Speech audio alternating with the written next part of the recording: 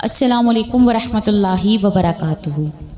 پیارے بچوں، جیسے کہ آپ نے قرآنی قصے میں پڑھا اور سنا، حضرت آدم علیہ السلام اور حوا علیہ السلام سب سے پہلے انسان ہیں۔ وہ دونوں جنت میں ہی رہتے تھے۔ اللہ تعالیٰ نے انہیں جنت میں ایک درخت کا پھل کھانے سے منع فرمایا تھا، لیکن ان دونوں نے شیطان کی باتوں میں آ کر وہ پھل کھا لیا۔ اللہ تعالیٰ نے اس کی سزا کے طور پر آپ دونوں کو جنت سے نکال کر زمین پر بھیج دیا۔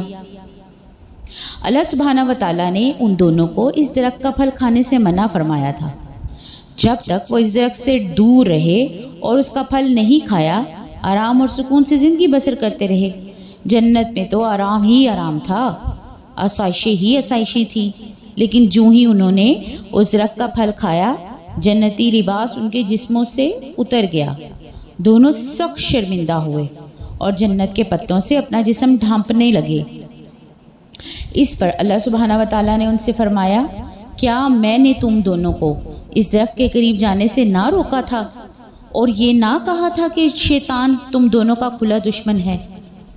دونوں نے اللہ سبحانہ و تعالیٰ کے حضور گر گراتے ہوئے عاجزی اور انکساری سے عرض کیا، اے ہمارے رب، ہم نے اپنی جانوں پر ظلم کیا۔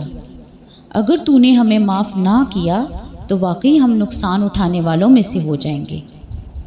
اب حضرت آدم علیہ السلام اور حضرت حوا علیہ السلام کو اپنی غلطی اور گناہ پر مزید شرمندگی ہوئی۔